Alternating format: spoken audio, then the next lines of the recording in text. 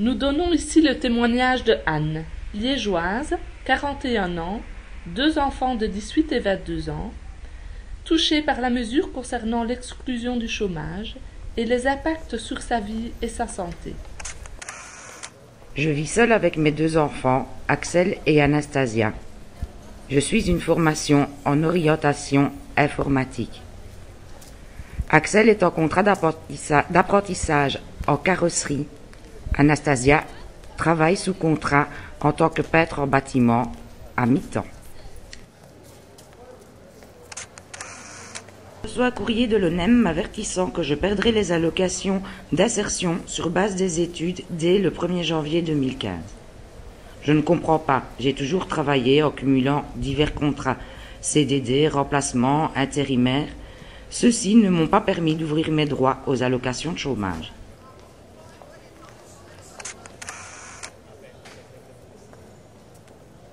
La pression est forte. Je dois effectuer une série de démarches pour maintenir mes droits, continuer à chercher du boulot, prendre des rendez-vous au CPAS, etc., en plus de mes préoccupations quotidiennes.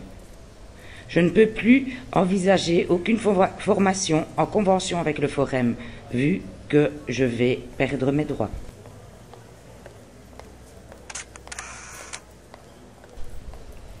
Doute, incertitude, les questions se bousculent. Les portes se ferment. ONEM, trop tard.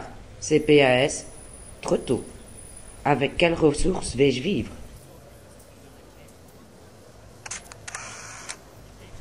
Je me mobilise dans des lieux collectifs. Je participe à la manif Stop article 63. Je témoigne devant la presse. Je fais partie de la délégation devant l'ONEM. Je m'investis bénévolement en vie féminine. Et je soutiens des femmes qui sont, comme moi, menacées d'exclusion.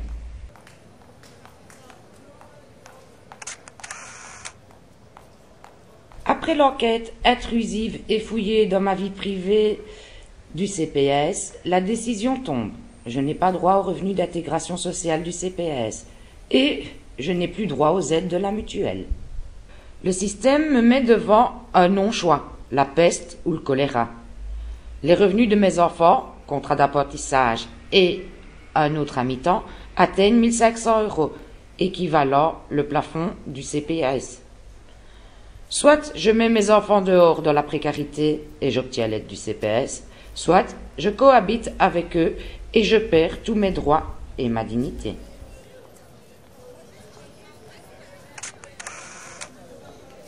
Ma recherche d'emploi se poursuit. Là où je postule, je me vois refuser l'emploi car je ne bénéficie plus d'aide à l'embauche. Me voilà totalement dépendante financièrement de mes enfants. Je n'en peux plus. Je suis épuisée, cassée.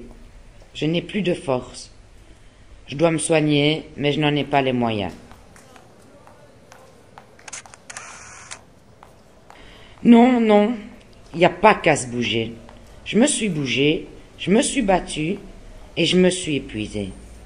C'est pas de ma responsabilité. C'est le résultat des mesures gouvernementales d'une politique qui nous condamne toutes à la précarité. Tant que toutes les femmes ne seront pas libres, nous serons en marche.